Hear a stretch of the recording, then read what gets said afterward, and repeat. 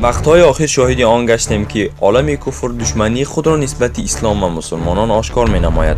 بعضی مسلمان ها این را درک کردند، اما بعضی دیگر نه و اکثریت درباره حالت خاری امت فکر هم نمی کنند. در پایان درباره ظلم های بر اسلام و مسلمانان شده ایستاده و به مناسبت عالم کفر نظر انداخته چگونه به این خاری افتیدن مسلمانان فکر کنیم و شما برادران عزیز را به تفکر کردن دعوت می نماییم. تقریبا در تمام دنیا هیچ کس از کافر ترس و نفرت ندارد، اما کلمه مسلمان باشد خوفناک، دهشت انگیز و از شخص مسلمان همه می ترسند یا اینکه نفرت می کنند. چرا؟ یهودی ریش دراز کرده می تواند و این را نمونه دین خود می داند، اما مرد مسلمان این کار را کند در حال او را تروریست می گویند. چرا؟ راهبه خریستیان می تواند از سر تا پا خود را پوشاند و این را فرمان دین می گوید. آیا همین طور نیست؟ اما اگر زنی مسلمان خود را از چشم بیگانه نگاه داشته حجاب پوشد، او را در حال بی‌مدنیت، بیگانه پرست و پسمانده گفته تحقیر می کنند. چرا؟ هر یک دختر دانشجو با لباس دلخواهش می تواند به دانشگاه ها برود، اما دختر مسلمان در اکثریت تحصیلگاه های دنیا با رایمال تحصیل کردنش تحقیق می شود. چرا؟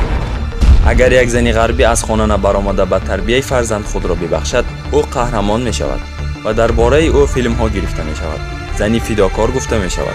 اما اگر زنی مسلمان همین کار را فرمان دین دانسته و تربیت فرزند مشغول شود، او را پس زده محبوس خانه می گویند. چرا؟ یک یهودی یا خریستیان کسی را به قتل رساند، در محکمه نسبت دین او گپ زده نمی شود.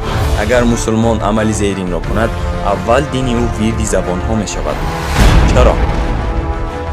راهبان یهودی یا خریستیان به دینشان دعوت کرده اسلام را تنقیب کنند باکی ندارد، اما اگر عالمی مسلمان به دین حق دعوت کرده و باطل بودن دیگر دین ها را گوید، تروریست گفته به کنج زندان روانه می کند. چرا؟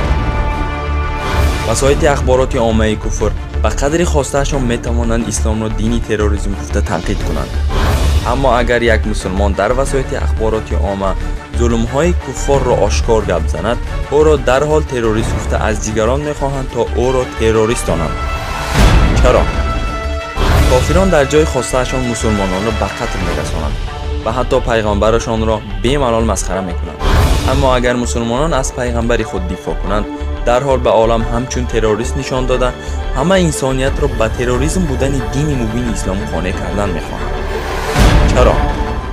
کسی اگر برای نجات جان کسی خود را قربان کند، او قهرمان نامیده می شود، لیکن در فلسطین، افغانستان، سوریه، عراق یا اینکه یک مسلمان میانمار از جان عائله و مال و ملکش دفاع کند، او را تروریست گفته از او نفرت می‌کنند.